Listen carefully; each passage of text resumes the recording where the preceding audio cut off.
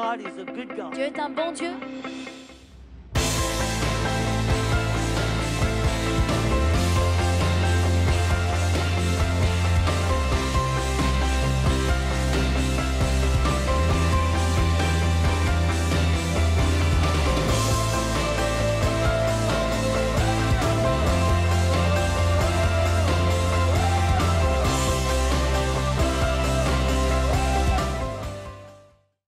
Et ce matin, je veux vous enseigner la parole.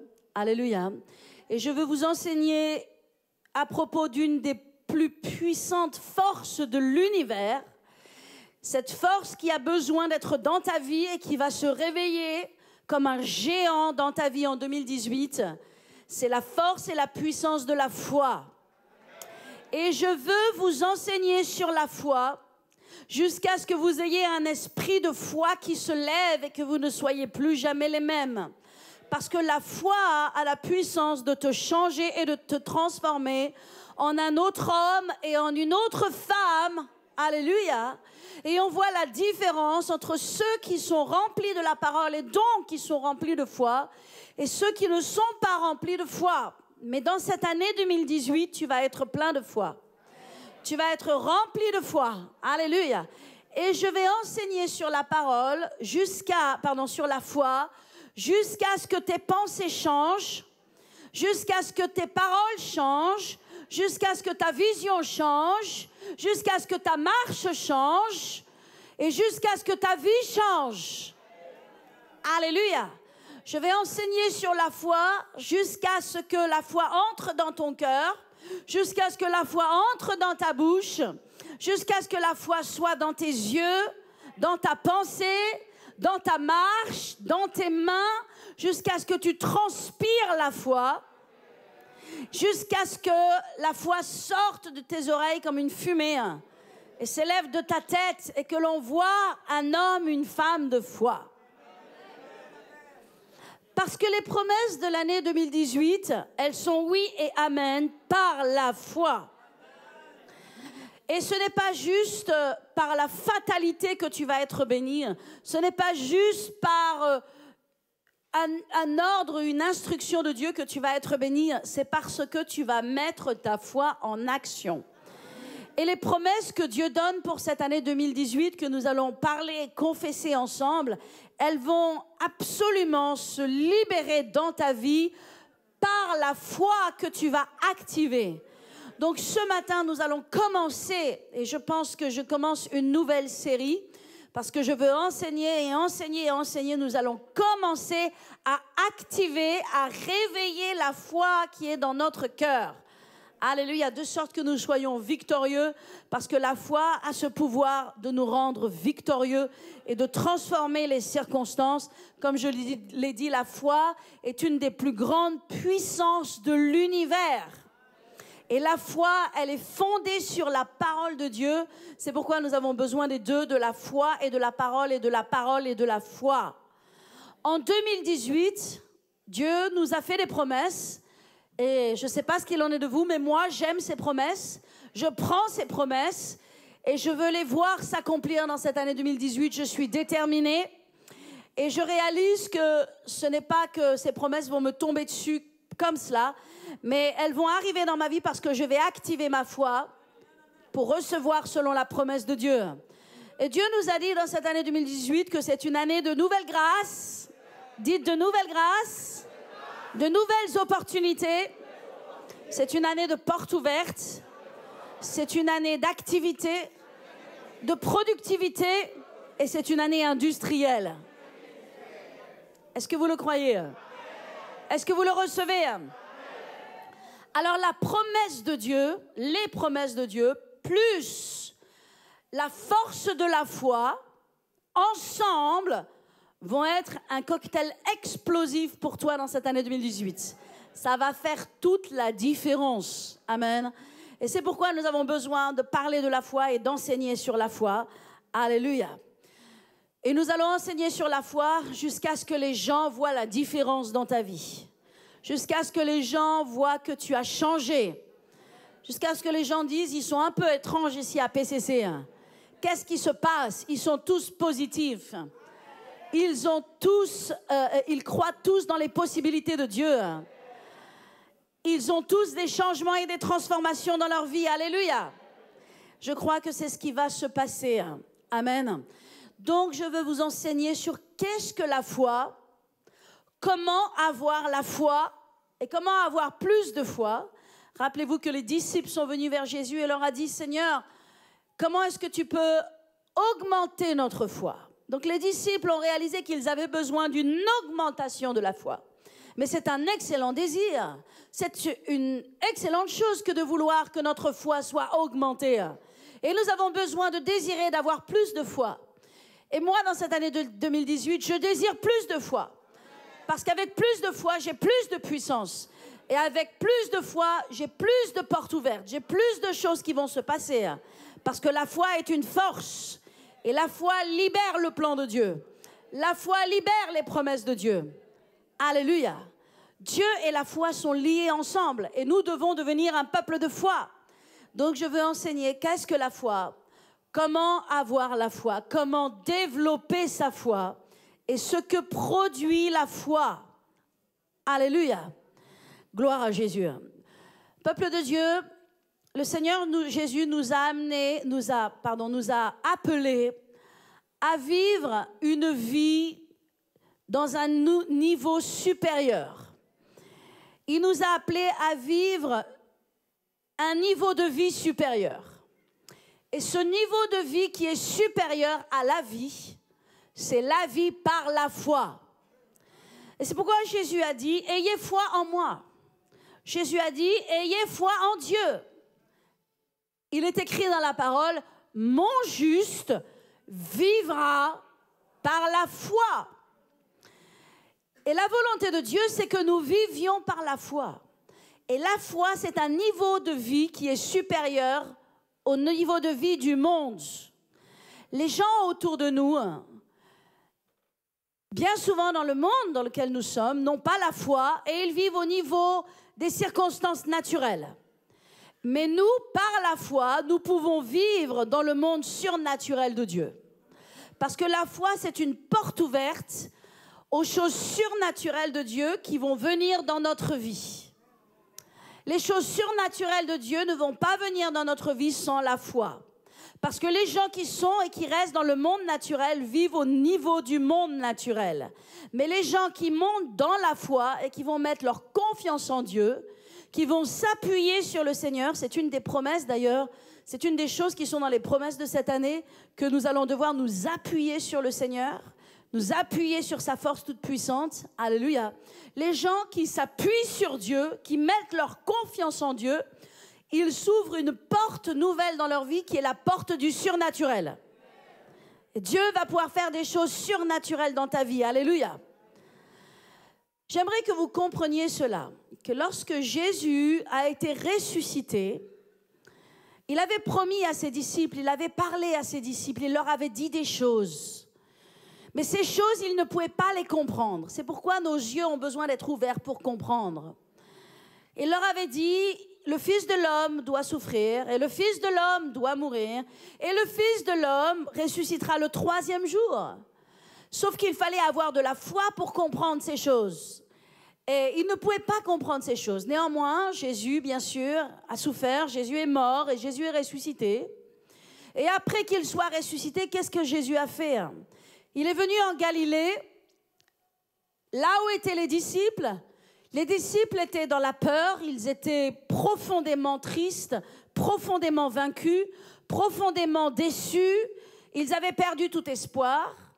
Ils étaient dans le monde naturel. Et bien souvent, nous sommes au niveau du monde naturel.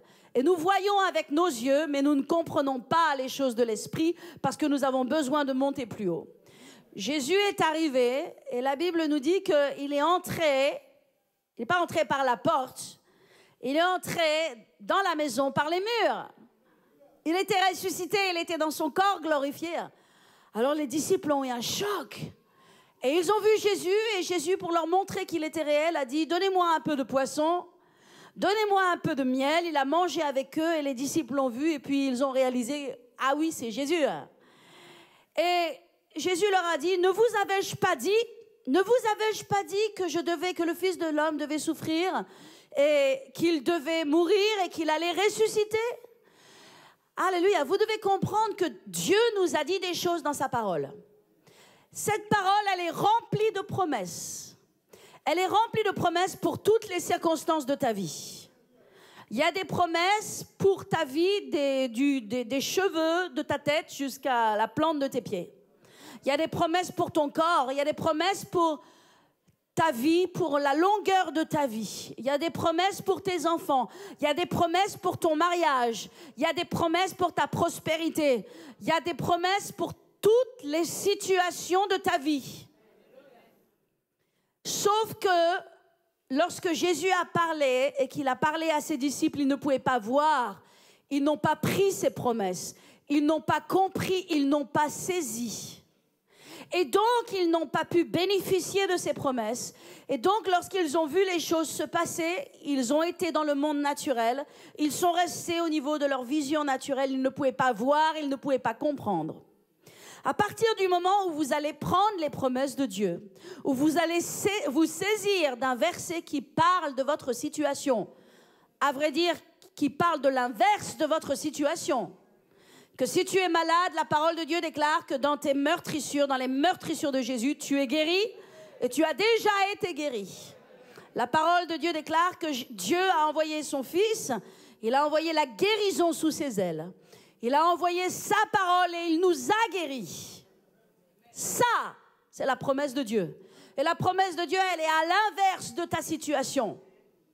C'est justement ce que tu dois chercher dans la parole de Dieu, ce qui est à l'inverse de ta situation. Peut-être tu as perdu un fils, peut-être ton fils s'est éloigné de Dieu, peut-être ton mari s'est éloigné, peut-être ta femme s'est éloignée, peut-être tu es en train de baisser dans tes finances, peut-être tu vois l'ennemi faire une œuvre dans ta vie. Ok, pas de problème. Maintenant, il faut mettre le starter. Maintenant, il faut allumer. Il faut monter maintenant dans la dimension de Dieu. Parce que le naturel ne changera pas ta circonstance. Parce que te plaindre ne changera pas ta circonstance. Parce que parler à tout le monde de tes problèmes ne changera rien de tes circonstances. Ça va ne faire que les empirer et tu vas être de plus en plus déprimé. Il faut que tu ailles par toi-même, tu te prends par la main et tu te dis, ok, j'ai la parole de Dieu, je ne vais pas faire de ce livre seulement un livre que je pose sur ma table de chevet. Je vais prendre la parole et je vais chercher dedans activement, personnellement, sans avoir besoin de m'appuyer sur personne, parce que moi et Dieu, nous sommes la majorité. Je vais me prendre par la main, je vais arrêter d'être un enfant, je vais arrêter de m'appuyer sur la foi des autres et je vais aller puiser dans la parole de Dieu pour faire sortir la foi de mon cœur. Et ma foi produira des miracles dans le nom de Jésus.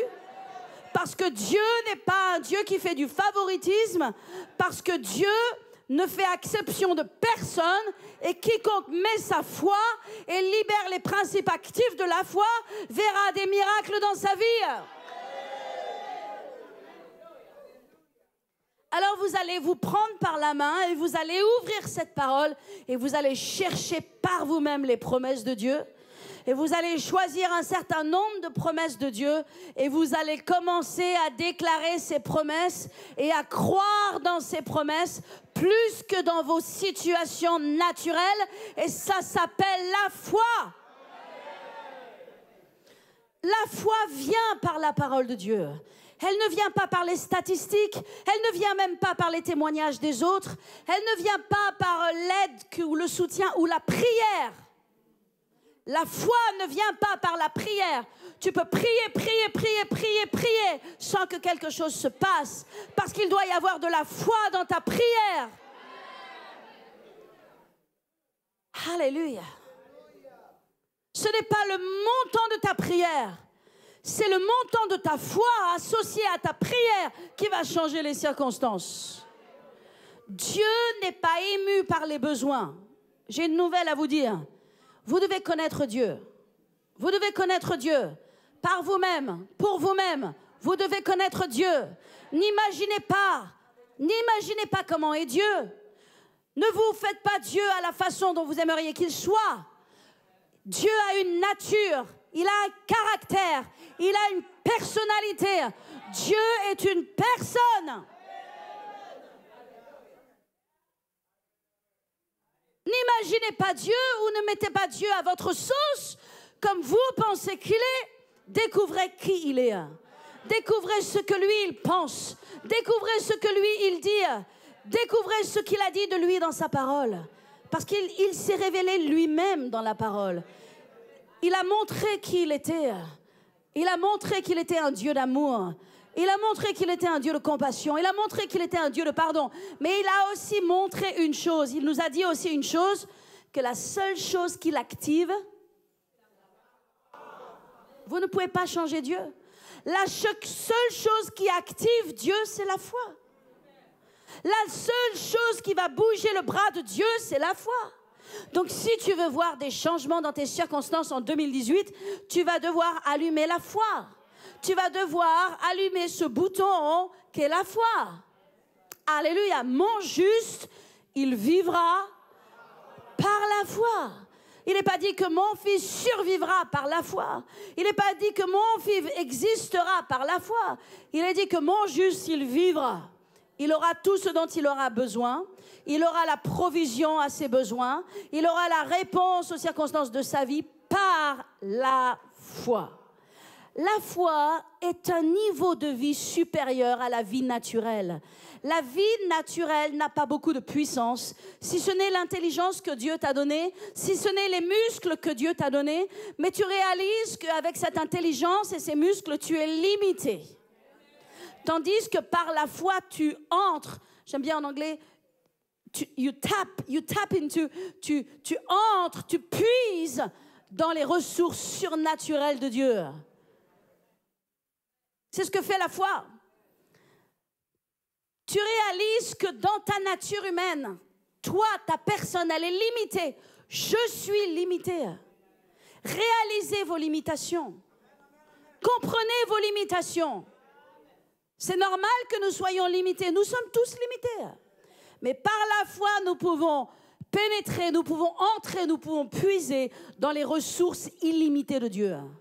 Dans les ressources surnaturelles de Dieu. Donc, si je suis quelqu'un d'intelligent, je vais comprendre la différence. Je vais comprendre où est mon intérêt. J'ai tout intérêt à comprendre ce qu'est la foi et à l'activer dans ma vie et à changer ma façon de penser, à changer ma façon de parler, à changer ma façon de voir pour entrer dans un niveau de vie supérieur. La foi, c'est un niveau de vie supérieur. On peut sentir les gens qui ont la foi. On peut remarquer les gens qui ont la foi. Les gens qui ont la foi se distinguent au-dessus des autres. Les gens qui ont la foi, ils sont dans un niveau supérieur que les autres. Les gens qui n'ont pas la foi se plaignent. Les gens qui n'ont pas la foi, ils se plaignent et ils sont abattus, ils sont déprimés, ils sont en bas. Et je ne jette la pierre à personne, c'est simplement la réalité de notre condition spirituelle. Mais la foi, elle ouvre tes yeux spirituels. Les yeux naturels, tu vois dans le naturel et tu dis, rien ne va, ma situation ne changera jamais. Cet enfant ne sera jamais sauvé. Ce mari ne reviendra pas. Mes finances ne s'amélioreront pas. Moi, je n'aurai jamais de promotion. Moi, je n'aurai jamais de faveur. Dans le naturel, c'est ce que tes yeux te disent. Mais ce que tes yeux te disent ne sont pas la vérité. C'est juste les circonstances naturelles. Mais il y a une autre vérité. Il y a une autre force. Et cette force, tu dois puiser dedans. C'est la force de la foi. La foi va pulvériser tes circonstances. La foi va changer tes circonstances. Elle va t'amener dans une nouvelle vie, dans une nouvelle dimension de vie. C'est pourquoi les gens qui ont la foi marchent différemment. Les gens qui ont la foi parlent différemment. Les gens qui ont la foi se comportent différemment. Pourquoi? Parce qu'à l'intérieur d'eux, il y a quelque chose. Il y a une énergie, il y a une force, il y a une conviction, il y a une vitalité, il y a une détermination. Les gens qui ont la foi ne regardent pas aux choses naturelles. Il regarde aux choses surnaturelles. Il voit la possibilité dans l'impossibilité. Il voit la solution dans le problème. Il voit la délivrance de leurs circonstances. Elles ne sont pas arrivées, mais il la voit déjà. C'est déjà un fait, c'est une réalité. Ça s'appelle la foi. Et la Bible dit, mon juste vivra par la foi. Nous sommes des justes. Nous avons été justifiés par la foi. Nous avons été justifiés par le sang de Christ. Maintenant, nous devons marcher dans cette nouvelle vie. Maintenant, nous devons marcher dans cette vie de puissance. Et dans cette vie de puissance, il n'y a pas de limitation. Dieu ne te met aucune restriction. Tu n'auras les restrictions que tu mets que sur toi-même. Mais tu peux croire dans l'impossible. Tu peux croire dans le changement. Alléluia. Et c'est pourquoi nous allons apprendre ce qu'est la foi. Parce que la foi, bien sûr, elle passe par un processus. Et nous avons besoin de comprendre le processus de la foi. Parce que dans le processus de la foi, il y a une attente. Il y a des temps. Il y a des temps où il faut persévérer jusqu'à ce que la réponse arrive. Parce que la foi, c'est justement tenir ferme lorsque les circonstances ne changent pas. Mais tenir ferme et savoir que l'on sait, jusqu'à ce que les choses arrivent. Alléluia. Il y a tellement de héros dans la foi dans la Bible. Abraham a été un grand héros dans la foi. Il est écrit, espérant contre toute espérance, il crut. Et cela lui fut imputé à justice. Il a espéré quand il n'y avait plus d'espérance. Peut-être ta situation est désespérée. C'est le temps d'espérer contre toute espérance. C'est le temps de croire en dépit de ce que tu vois. Et ça s'appelle la foi. Et la foi voit dans l'invisible et amène les choses invisibles dans le monde visible. C'est une force, c'est une puissance, c'est la puissance de Dieu et c'est la puissance que Dieu a mis dans l'univers. Alléluia. Quand Jésus est allé voir les disciples, il leur a parlé, il s'est montré à eux, l'espoir est revenu dans leur cœur et puis Jésus est parti et Thomas est arrivé. Connaissez Thomas? Vous savez, il y a des gens qui sont comme Thomas et qui disent, moi, je ne croirai que ce que je vois. Si tu veux croire seulement dans ce que tu vois, alors tu vivras une vie inférieure. Tu ne vivras pas la vie supérieure. Parce que la vie supérieure, c'est ceux qui croient dans ce qu'ils ne voient pas. C'est pas là. C'est pas là. Je ne peux pas le voir, je ne peux pas le toucher, je ne peux pas le prendre. Mais je l'ai déjà. Mais je l'ai déjà. Mais je l'ai déjà. Ça s'appelle la foi. C'est ça la foi. Je ne l'ai pas. Il n'y a rien qui me dit que je vais l'avoir. Il n'y a aucun signe que mes circonstances bougent. Mais parce que j'ai stocké la parole de Dieu en moi, fondée dans ma relation avec Dieu, je sais que je sais que je sais, que je sais que je sais que je sais, que je sais que je sais que je sais, que je sais que je sais que je sais, que je l'ai déjà. Et la force de ma foi va libérer les circonstances pour moi. C'est une révolution, la foi. C'est une autre mentalité. C'est une autre façon de penser. Thomas est arrivé avec sa pensée humaine. Et les disciples sont venus, lui ont dit, oh Thomas, ne sais-tu pas Thomas, nous avons vu Jésus, nous l'avons vu, il nous a parlé, nous avons mangé et bu ensemble. Thomas a dit, si je ne vois les marques dans ses mains, et si je ne mets mon doigt dans les marques de ses mains, et si je ne mets mon doigt dans le trou dans son côté, je ne croirai pas. 8 jours après, la Bible nous dit que Jésus est arrivé. Et il est arrivé de la même façon. Et voyez-vous, une chose étonnante, c'est que Jésus a parlé à Thomas. Et il savait exactement ce que Thomas avait dit. Pourtant, lorsque Jésus a parlé à Thomas, lorsque Thomas avait parlé, Jésus n'était pas là. Mais vous devez comprendre que Dieu connaît chacun de vos mots. Il sait tout ce que vous dites. Il connaît vos paroles. Et Jésus est arrivé, il s'est présenté aux disciples et il a parlé directement à Thomas. Et il a dit, Thomas, mets ta main dans mes marques maintenant. Mets ton doigt dans le trou sur mon côté. Et qu'est-ce que Jésus a dit? Jésus a dit, parce que tu m'as vu, Thomas, et que tu as cru. Parce que tu m'as vu, tu as cru, Thomas. Mais heureux, heureux, bénis ceux qui n'ont pas vu et qui ont cru. Et c'est cette dimension de foi dans laquelle Dieu vous appelle. Thomas, tu as cru parce que tu as vu.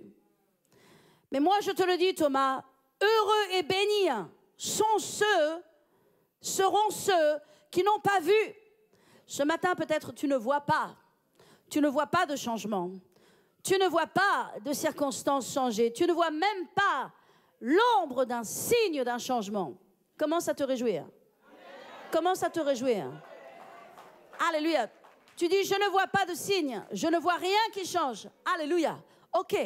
Pas de problème. Il n'y a pas de problème. Il n'y a pas de problème. Je sais seulement ce que je dois faire. Je vais allumer dans ma vie le bouton de la foi. Maintenant, je vais aller appuyer sur l'interrupteur de ma foi et je vais changer ma façon de voir, je vais changer ma façon de parler, je vais mettre la parole de Dieu dans ma situation et je vais voir et libérer les miracles de Dieu. Parce qu'aussi longtemps que tu restes dans le naturel, je vais te dire une chose, je vais te donner une nouvelle. Rien ne changera dans ta vie. Parce que ce que tu vois et ce que tu crois dans le naturel, ça va rester aussi longtemps que toi tu restes dans le naturel. Parce qu'il n'y a aucune force qui va changer cela. Le gouvernement ne va pas changer ce que tu vois. Les médecins ne vont pas changer ce que tu vois. Rien sur la terre autour de toi n'a la puissance de changer tes circonstances. Mais il y a une seule puissance dans laquelle tu dois aller et sur laquelle tu dois t'adresser, c'est la puissance de la foi. Et la puissance de la foi, elle est fondée sur la parole de Dieu. Or, la foi vient de ce que l'on entend. Et ce que l'on entend vient de la parole de Dieu. La foi ne vient de nulle part. La foi ne vient pas des gens. La foi ne vient pas des témoignages. La foi ne vient pas des prières des gens. La foi ne vient pas de l'intercession. La foi vient de la parole de Dieu. Parce que Dieu l'a dit, je le crois. Et je le vois s'accomplir. C'est cette dimension dans laquelle nous avons besoin d'entrer en 2018. Pour voir les promesses de Dieu, nous allons changer radicalement notre façon de parler, notre façon de voir, notre façon de penser et donc notre façon d'agir. Et nous allons croire dans l'impossible. Nous allons croire dans des choses nouvelles. Nous allons croire que les impossibilités de notre vie vont se transformer en possibilités dans le nom de Jésus. Nous n'allons pas regarder aux circonstances, nous n'allons pas regarder aux paroles des médecins, nous n'allons pas regarder aux rapports négatifs, nous allons croire dans le rapport du Seigneur.